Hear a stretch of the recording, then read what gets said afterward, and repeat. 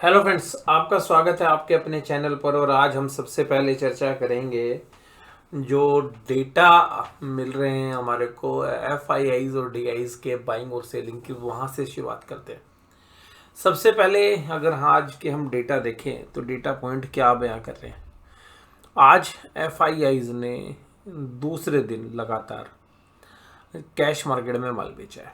आज जो सेलिंग है वो 1721 करोड़ की थी, लेकिन आज डीआईआईज आ गए थे माल खरीदने के लिए और डीआईआईज ने एफआईआईज के सामने एक अच्छी बाइंग की और तकरीबन 2080 करोड़ की जो बाइंग है वो डीआईआईज की तरफ से आई, जिसकी वजह से आज आपने निफ्टी में और बैंक निफ्टी में ग्रीन कैंडल देखी। हालांकि बहुत तेजी नहीं थी, बट एक हाँ मॉडरेट पॉजिटिव बाजार रहे।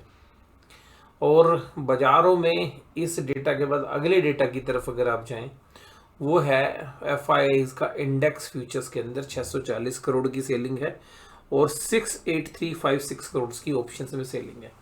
ये जो ऑप्शंस में सेलिंग के जो डेटा है, ये जो है इंडिकेट कर रहे हैं कि बड़े जो प्लेयर्स हैं, जो एफ आई आईज, उनके कुछ सौदे जो हैं वो काफ़ी दूर की कॉल्स के बिके हुए हैं।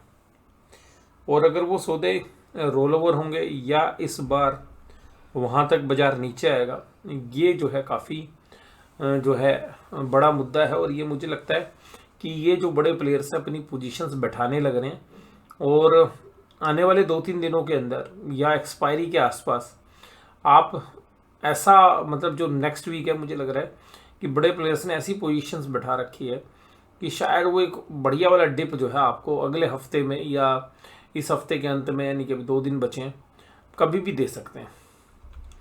और एफ आईज ने स्टॉक फ्यूचर्स भी बेच दिए 1000 करोड़ के, तो 7000 करोड़ के आसपास की सेलिंग जो है यहाँ हो चुकी है। 7700 करोड़ के आसपास 537 करोड़ की स्टॉक ऑप्शन भी बेची है एफ आई आईज। अब ऐसा देखने से लग रहा है डेटा पॉइंट से कि एफ आई आईज अब फुल मंदी बनाकर बैठ गए हैं।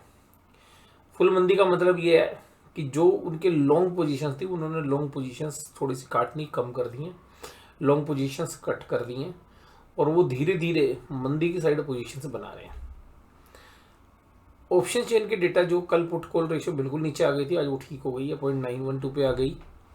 और बैंक निफ्टी भी 0.932 पे हो गई, क्योंकि जब 0.565 के आसपास जाता है तो बाजार ऐसा लगता है कि ओवरसोल्ड में है। तो यहाँ पे एक कंफर्ट देने के लिए बाजार अक्सर आते भी है, बट दिन में एक समय तो एक के ऊपर चली गई थी। लेकिन अब अगर हम बात करें, अभी Dow Jones industrial average flat है, अभी आज खुलने के बाद 78 पे ब्रेंट क्रूड चल रहा है। अब अगला मुद्दा है हमारी कॉल साइड की ऑप्शंस का। तो देखिएगा, आज निफ्टी में जब नीचे से ऊपर की तरफ बाजार चलने लगा तो आज सारे कॉल राइटर नदारत हो गए। तो आज कॉल राइटर्स नहीं थे, कॉल राइटर ने अपनी पोजीशंस ऊपर की तरफ शिफ्ट कर दी निफ्टी की तेजी को देखते हुए। अब बैंक निफ्टी में, निफ्टी के अंदर अगर पुट राइटिंग देखें तो आज जबरदस्त पुट राइटिंग हो गई है। 21,500 पे जब बुल्स ने आज होल्ड करा लिया बाजार को, तो जबरदस्त पुट राइटिंग करी है 1,53,000 कॉन्ट्रैक्ट्स और 21,600 पे 1,04,000 कॉन्ट्रैक्ट्स, तो कुल 1,72,000 कॉन्ट्रैक्ट्स है। इस डेटा पॉइंट को देख के ऐसा लगता है, और जो कैंडल स्टिक है उसको देख के, कल एक निफ्टी जिस रेंज में रहने की सबसे ज़्यादा उम्मीद है वो 21,500 से लेके 21,700, क्योंकि 21,500 की पुट पे बहुत अच्छा राइटर बैठ गया उसके नीचे। तो दिन में 2-2:30 बजे तक, उसके बाद देखिएगा हीरो जीरो ट्रेड्स एक्टिव हो जाते हैं, दिन में 2-2:30 बजे तक 21,500 से लेके 21,700 की रेंज जो है वो हमें देखने के लिए मिल रही है कि इस 200 पॉइंट की रेंज में बाजार रहेगा। ऊपर की तरफ आएगा बाजार, सेलिंग करने की अपॉर्चुनिटी होगी, 21,500 के आसपास जाएगा, बाइंग की अपॉर्चुनिटी होगी, क्योंकि कल वीकली एक्सपायरी भी है निफ्टी की। अगर बैंक निफ्टी में देखें तो बैंक निफ्टी में भी आज पुट राइटर्स थे 47,000 पे, एक अच्छी पुट राइटिंग 28,000 कॉन्ट्रैक्ट, लेकिन डेटा पॉइंट अभी बहुत ज़्यादा नहीं है, क्योंकि आज जो है वीकली एक्सपायरी निफ्टी है। तो उसको देखते हुए कॉल साइड में भी और पुट साइड में भी कोई ऑप्शन में अगर हम देखें तो 47,500 पे थोड़ी कॉल राइटिंग आपको देखने के लिए मिलेगी। वहीं पर पुट राइटिंग हर लेवल पर है, 47,300 पे भी 24,000 कॉन्ट्रैक्ट थे और 47 पे 28,000। बट जो डेटा है फाइज की बाइंग सेलिंग के डेटा, वो जो है इंडिकेट कर रहे हैं कि आने वाले अगले जो 10 दिन है वो काफ़ी क्रूशियल है। और अगले 10 दिनों में ज़्यादातर समय आपको सेल ऑन राइज वाला मार्केट ही मिलेगा। अभी तक जो स्थिति देखने के लिए मिल रही है, जैसे होगी वो मैं चर्चा आपके साथ करूंगा। निफ्टी में आज 73 पॉइंट्स का राइज देखने के लिए मिला। निफ्टी में कल हमने बात की थी, देखिएगा 21,480 अगर टूटने के बाद बाजार आधे घंटे से 1 घंटे काम करे तो ही आप मंदी समझना, कोई फॉल अप सेल आएगी, अदरवाइज नहीं आएगी। और ऐसा ही हुआ, बाजार आज गया खुलते के साथ जो है 10 मिनट 15 मिनट के बाद ही जो है लो लगा दिए, लेकिन लो लगाने के बाद तुरंत 21,500 के ऊपर आके बाजार ट्रेड करने लग गए। बस, तो इसका मतलब क्या हुआ कि 21,480 के नीचे बाजार सस्टेन नहीं कर पाए। अब सस्टेन नहीं कर पाए बीएस, तो बाजार जो है दिन भर एक रेंज में चलते रहे। और शाम को अगर हम बात करें तो 2-2:30 बजे आज लोग उम्मीद कर रहे थे कि भाई हर रोज की तरह दोपहर में बाजार टूटेगा 2:30-3 बजे, तो आज बाजार ने चकमा दे दिया। आज ने टूटने की बजाय बाजार वहां से रिकवर कर गया। निफ्टी 50 इंडेक्स में अगर आज की कैंडल्स की बात करें तो कैंडल बनी है ग्रीन, और बट जो 2 दिन पहले रेड कैंडल बनी थी उस कैंडल को अभी नहीं काट पा रहा है बाजार। तो तब तक इस कैंडल के नीचे यानी कि 21,750 के नीचे नीचे बाजार है, तब तक बाजार सेल ऑन राइज वाला ही रहने वाला है। तो कोई भी राइजिंग जो मार्केट होगी उसमें एक सेलिंग अपॉर्चुनिटी ही जो है मुझे लगता है अभी एक्टिव रहने वाली है। रिलायंस का जो शेयर था उसने आज पूरे बाजार को रोक रखा था। रिलायंस की अकेली 40 पॉइंट की कंट्रीब्यूशन था। Adani enterprise 15, ICICI bank 14, Adani port 5 और एचसीएल टेक 5। कमजोरी कहाँ थी?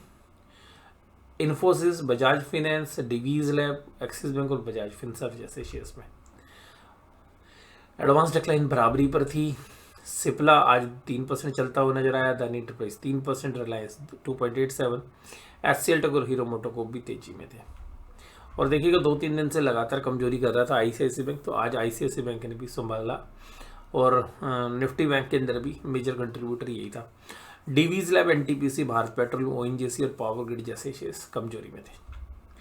निफ्टी बैंक 118 पॉइंट की जो है तेजी, बट वो सुबह सुबह जो लो लग गए और हमें ऐसा लग रहा था कि 47,000 शायद ब्रीच होंगे आज, लेकिन 47,000 के आसपास गया बाजार और वहीं से बाउंस लिया। 47,010 के जो दायरे थे वहीं से बाजार पिकअप करता हुआ नजर आया और एक नैरो रेंज केवल 400 पॉइंट के अंदर ही घूमता रहा। और वैसे तो बात ये है कि 150 पॉइंट की 150 से पौने 200 पॉइंट की रेंज में बाजार दिन भर घूमता रहा।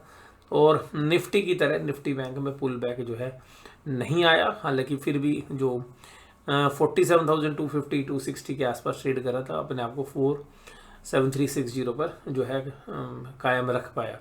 बट स्ट्रेंथ अभी भी निफ्टी बैंक में नहीं आई है। निफ्टी में फिर भी स्ट्रेंथ है, लेकिन निफ्टी बैंक जो है थोड़ा सा भी लेगार्ड कर रहा है। और जिस तरीके से पैटर्न लग रहे हैं मुझे लग रहा है कि निफ्टी बैंक आपको जल्द ही 46,800 की तरफ प्रस्थान करता हुआ नजर आना चाहिए।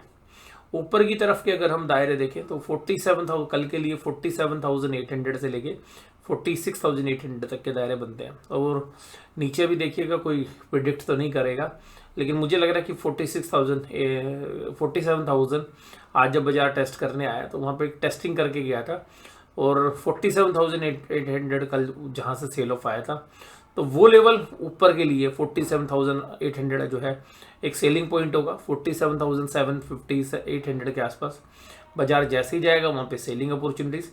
और नीचे की तरफ अगर बाजार आता है तो 46,800 से लेके 46,800 एक ऐसा बेस लग रहा है। और उसके नीचे भी अगर बाजार जाएगा तो एक वो बाइंग जोन जो है होता हुआ नजर आएगा। मुझे लग रहा है कि अभी 2-3 दिन बाजार शायद आपको अगर 47,000 टूट भी जाता है तो 46,800 के आसपास जो है मंडराता हुआ नजर आएगा, क्योंकि 46,500 के आसपास एक मेजर सपोर्ट है। अगर उसको अगर आप मद्देनजर रखें तो ये जो 46,400 500 के आसपास एक सपोर्ट बनती है, तो इसके बीच में इर्द गिर्द जो है बाजार आपको घूमता हुआ नजर आएगा।